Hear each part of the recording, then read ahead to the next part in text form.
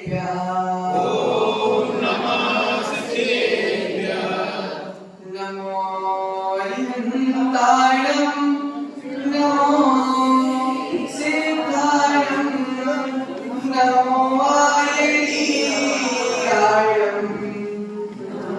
नमो वज्रायाणं नमो लोये सप्तसापूर्णम्।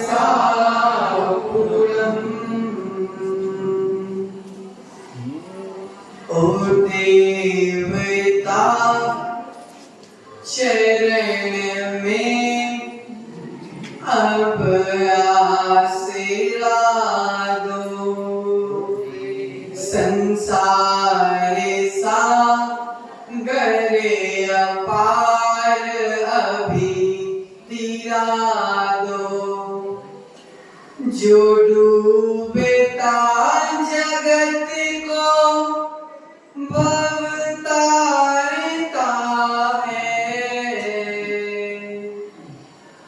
मेरा विराग गुरु ही मम देवता है।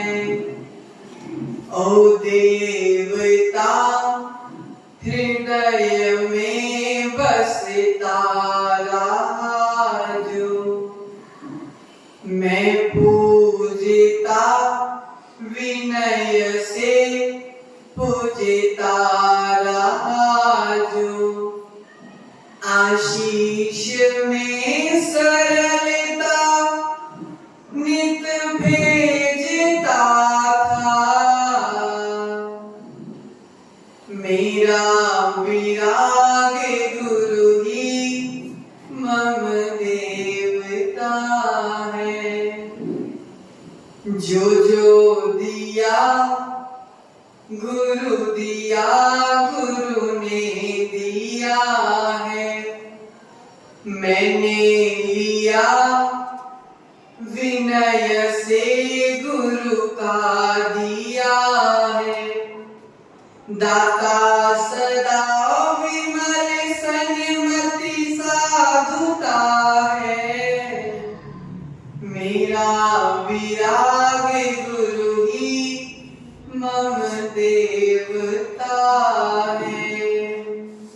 मेरे पवित्र मन में गुरुदेव आओ, मैं शास्त्र वाचन करूं प्रतिभा जगाऊं। अरिहंत भासित सभी शुद्ध देवताओं,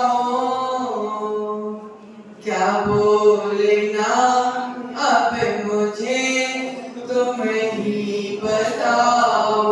क्या बोलना अब मुझे तुम ही बताओ। जय अनंत आनंद सिद्ध परमेश्वर भगवान की जय। आज अष्टमी है, कितनों को उपास है? बाकी और किसी का तो नहीं उपास। खाया है तो बताओ क्या क्या खाया। जय बोले देवादिदेव मुलाया की जय, श्री श्री हंसनाथ भगवान की जय। बोले एकदर श्री शीतलनाथ भगवान की जय। बोले गुरु नाम गुरुदेव आचार्य भगवंत श्री विराग सागर जी महाराज की जय।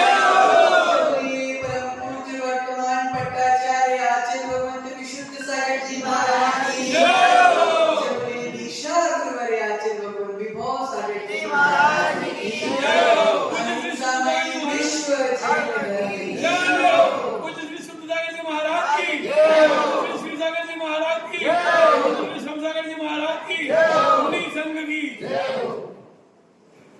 जयकारा लगाने से नाम मंगलाचरण हो जाएगा।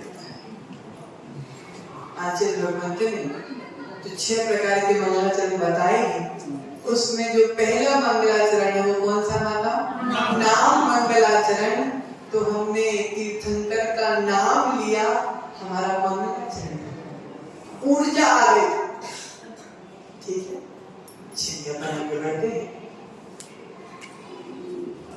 तीर्थंकर जिनेश की वाणी।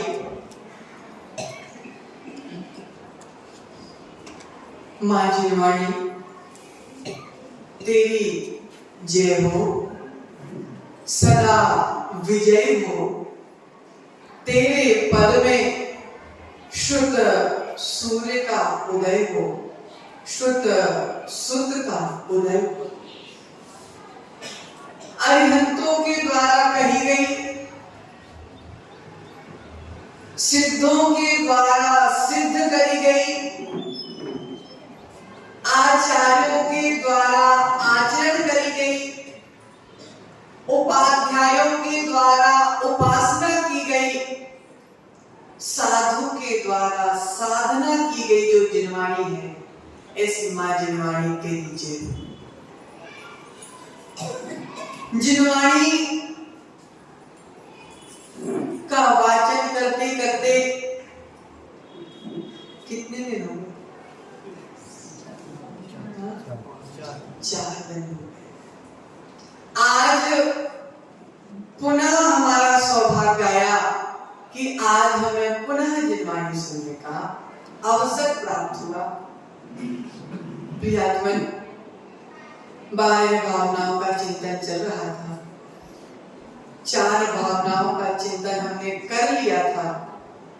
आज हम 5वीं भावना, अन्यत्व भावना के विषय में जानने का प्रयास करें। इतने दिन में जो सीखा, जो समझा, जो जाना, वो इधर से सुना और इधर से निकाल के कितने अच्छे से बता रहे हैं, कितने अच्छे से बता रहे। ये बोलना चाहिए कि नहीं भगवान, नहीं महाराज जी। देखो, जब पाप की कथा हम इतने अच्छे से सुन के अपना लेते हैं तो जिनवाणी को भी अपनाना चाहिए। जो जीव, अक्षय भाई, जो जीव जिनवाणी की बात को इधर से सुनकर इधर से निकाल देता है, उस जीव से बड़ा अभागा जीव कोई दूसरा हो नहीं सकता। जो जीव तीर्थंकर जिनेश की वाणी को इधर से सुनकर इधर से निकाल देता है, उससे बड़ा कोई अभागा जीव हो नहीं सकता। और जो तीर्थंकर की वाणी को इधर से सुनकर इधर बैठा लेता है, उससे बड़ा कोई दूसरा भगवान हो नहीं सकता। अन्यत्व भावना। पानी में दूध मिला दिया, पानी में दूध मिला दिया, दोनों मिल गए। पानी और दूध मिल गया, अब दोनों में अंतर समझ भी नहीं आया। लेकिन अंतर है कि नहीं? पानी में दूध मिला दिया, अंतर समझ में नहीं आ रहा, लेकिन अंतर है कि नहीं है? अंतर है। प्रियात्मन, जिस प्रकार पानी और दूध मिले हुए हैं, लेकिन पानी अलग है, दूध अलग है, उसी प्रकार शरीर और आत्मा मिले हुए हैं, लेकिन शरीर अलग है और आत्मा अलग है। यही बात अन्यत्व भावना हमको सिखा रही है कि हम भिन्न हैं, हमारी आत्मा शरीर से भिन्न है।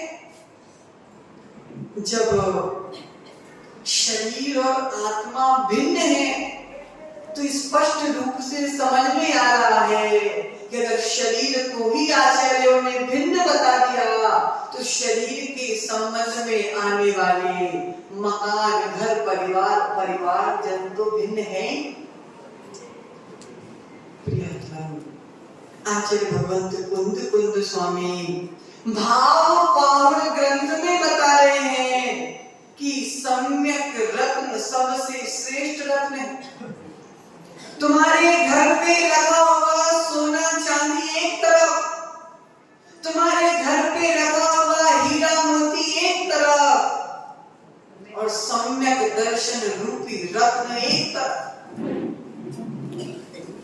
अचेतन रत्न, अचेतन रत्न जोड़ते जाओ, जोड़ते जाओ, जोड़ते जाओ, जोड़ते जाओ और मर जाओ। कितना अचेतन रत्नों को जोड़ दिया। आचार्य कह रहे हैं अचेतन रत्नों को जोड़ोगे, परिग्रह जोड़ोगे और परिग्रह जोड़ोगे तो नरक जाना निश्चित। आचार्य कह रहे हैं अचेतन रत्नों में तो बड़ी दृष्टि घुमा ली हमने। जो हमारे पास है उसमें हम संतुष्ट नहीं है। कुछ महिलाएं तो मंदिर जाती है तो देखने जाती है किसने कौन से नए पैटर्न का पहना है। बोलो सत्य है कि नहीं है माता? सत्य है कि नहीं है? जिस तीर्थंकर के चरणों में हमको सम्यक दर्शन ज्ञान चारित्र रूपी रत्नों की प्राप्ति होने थी, हमने अचेतन रत्नों के पीछे चेतन रत्नों को ठुकरा दिया। तुम्हारे घर पे रखे हीरे मोती अचेतन है, जोड़ोगे तो नरक जाना निश्चित है। लेकिन आचार्य कह रहे हैं सम्यक दर्शन चेतन रत्न है। एक बार मेरे जीवन में ये रत्न आ जाए, एक बार मेरे जीवन में ये रत्न आ जाए, ये रत्न आएगा एक दिन, ये रत्न हमको भी रत्न बना देगा। जिसकी श्रद्धा निर्मल है उसका ज्ञान भी निर्मल हो जाएगा और उसका चारित्र भी निर्मल हो जाएगा। जिसमें तीनों निर्मल हो गए, जिसके तीनों निर्मल हो गए, वास्तव में मुमुक्षु वही है। जिसने अपने ज्ञान दर्शन चारित्र को निर्मल कर लिया, वास्तव में मुमुक्षु वही है। मुमुक्षु का अर्थ क्या होता है? जो मोक्ष का इच्छुक है, घर बैठे बैठे मोक्ष प्राप्त होने वाला नहीं है। जब तक रत्नत्रय को धारण नहीं करेंगे, जब तक मोक्ष हासिल होने वाला नहीं है, इसलिए जो मोक्ष का इच्छुक है वही रत्नत्रय को धारण करता है। आचार्य भगवंत सोमदेव सूरी महाराज लिख रहे हैं श्रद्धा और चारित्र।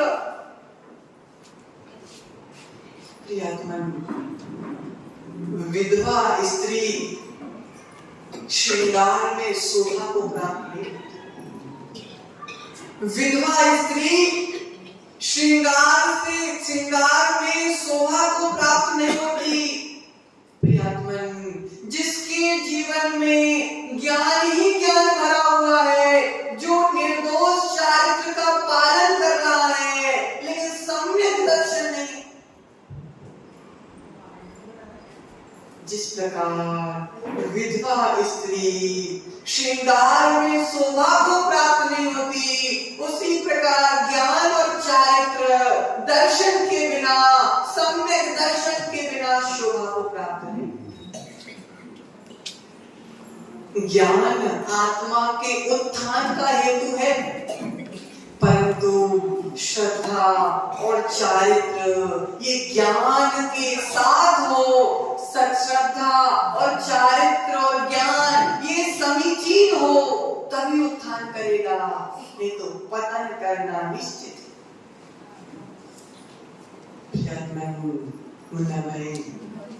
स्वाध्याय निर्मलता का हेतु है।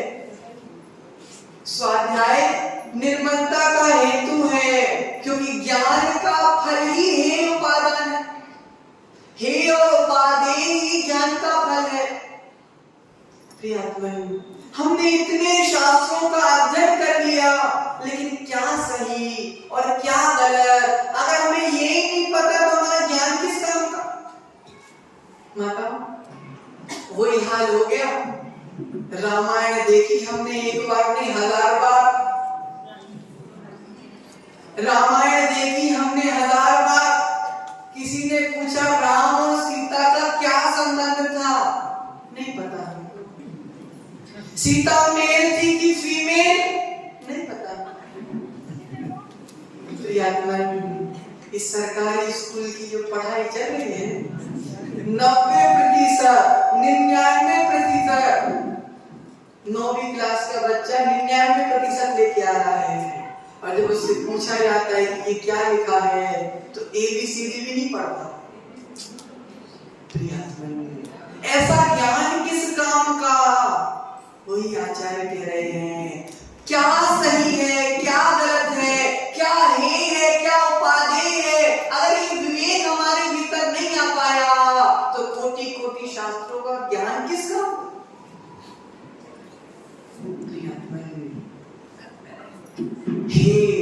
क्या त्यागने योग्य है, उपादेय क्या ग्रहण करने योग्य है, और ऐसा क्या है जो ना त्यागना है ना स्वीकारना है, मध्यस्थ भाव है।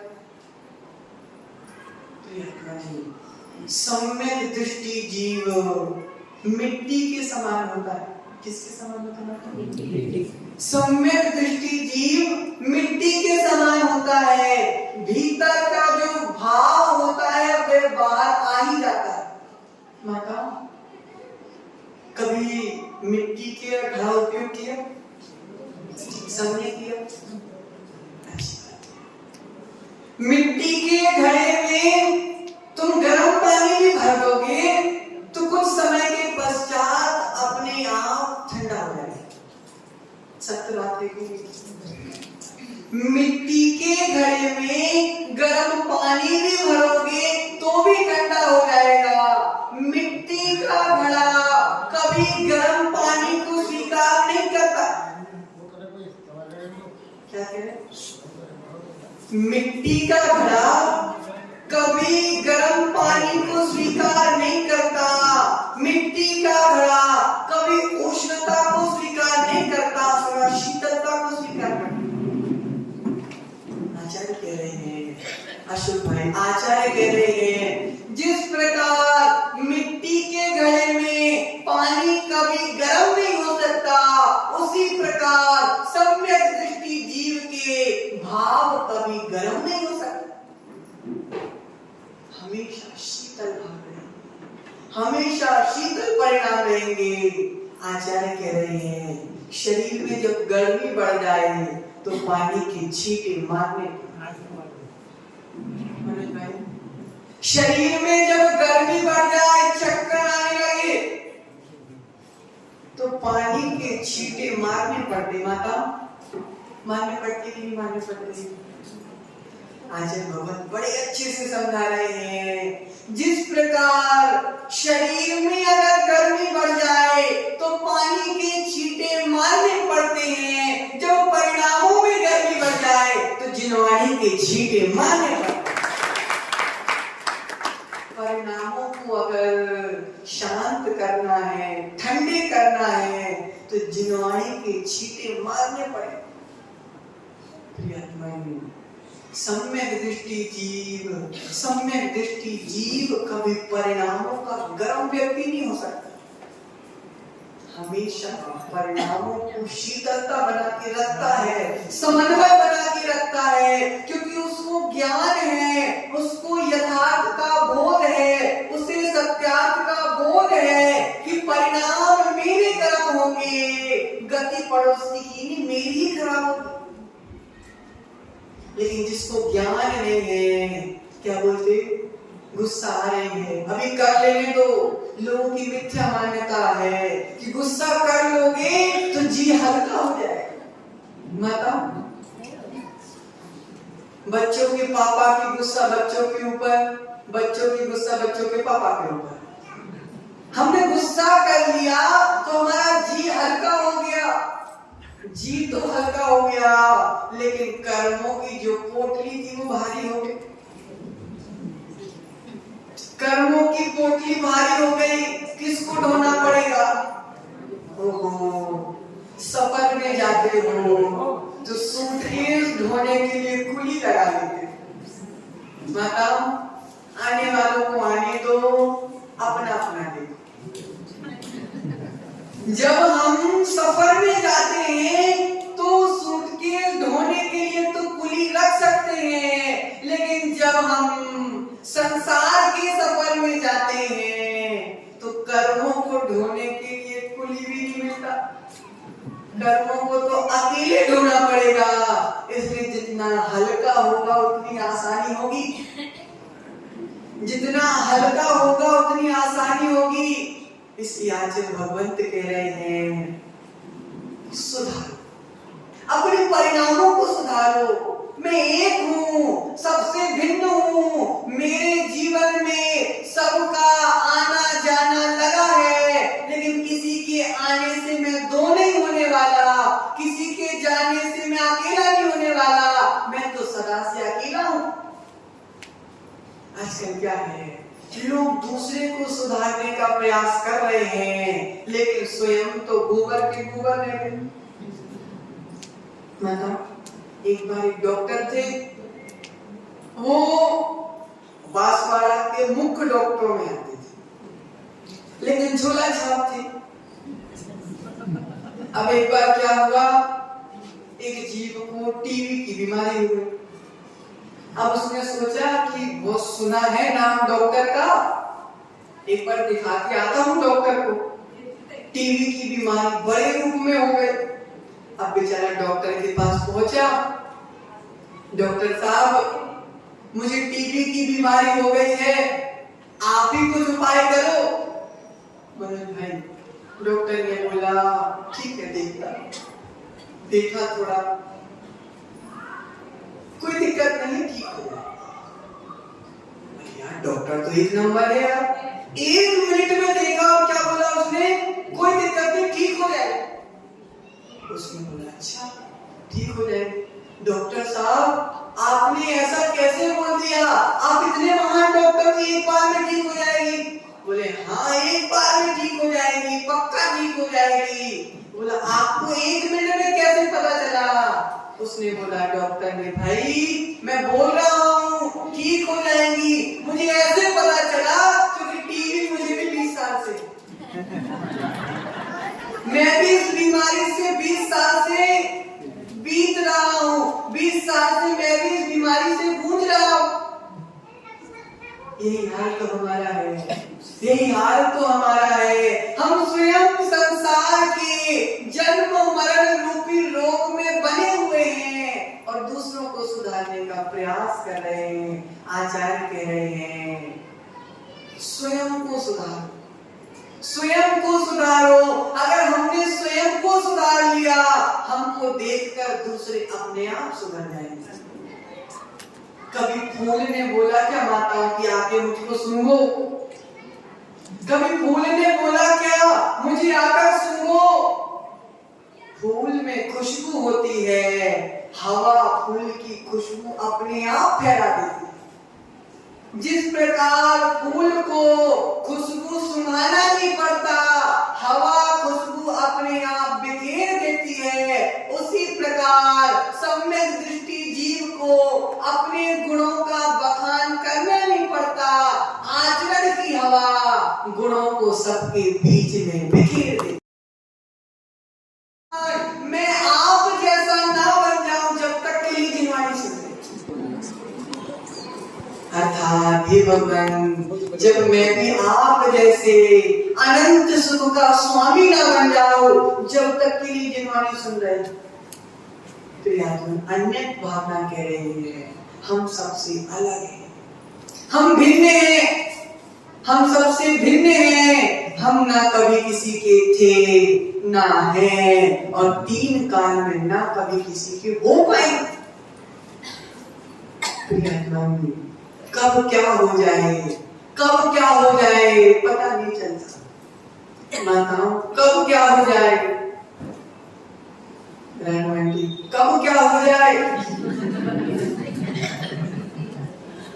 जिंदगी में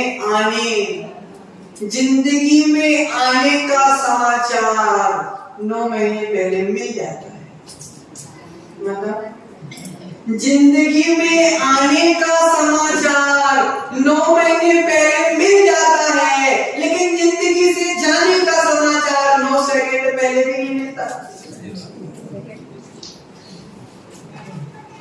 बहुत कर रहे हैं, बहुत मुंडी रोटी खिला रहे हैं, लेकिन आत्मा को चेतावनी नहीं दे पा। ये जिनवाणी हमारी आत्मा को चेतावनी दे रही है, बार बार संकेत कर रही है। लोग आते हैं, महाराज जी आशीर्वाद दो, एक बार हार्ट अटैक आ गया। महाराज जी आशीर्वाद दो, एक बार अटैक आ चुका है। जिनवाणी कह रही है कि भैया एक बार अटैक आ गया है, पहली घंटी बज गई, पहली घंटी बज चुकी है, दूसरी बार अटैक आने से पहले अपने कर्मों पर अटैक कर दे, नहीं तो क्या है, बोझा ढोकर चला जाएगा। अनादि काल से ढोता आ रहा है, अनंत काल तक ढोता रहेगा। प्रियात्मन, क्या ग्रहण करना है, क्या ग्रहण नहीं करना है, और कहाँ मध्यस्थ भाव रखना है, ये ज्ञान अगर कोई सिखाता है, उसका नाम है माँ जिनवाणी। प्रियात्मन, आचार्य भगवत शांति सागर महाराज एक गांव में प्रवेश किया। उस गांव में प्रवेश किया तो उस गांव में एक सप्त व्यसनी रहता था, सातों व्यसनों में लिप्त था, सारे प्रकार के पापों में लिप्त था। महाराज का प्रवेश हुआ तो सप्त व्यसनी सामने से आगे आने लगा। तो भैया समाज वाले तो डरते थे, क्या भरोसा, पागलों का कोई भरोसा रहता है। अब वो सामने से आया तो सारे समाज वाले डर के साइड में हो गए। आचार्य महाराज के बगल में आके खड़ा हो गया। आचार्य महाराज ने धीरे से कमंडल पकड़ा। क्या किया? धीरे से कमंडल पकड़ा दिया। समाज वालों ने बोला, महाराज क्या कर रहे हो? सप्तऋषि पापियों का सरदार, पापियों का बाप है वो। जहां पाप सारे पाए जाते वो व्यक्ति है वो। महाराज ने बोला शांत। महाराज प्रवचन में बैठे, महाराज प्रवचन में बैठे, वो बगल में आके बैठ गया।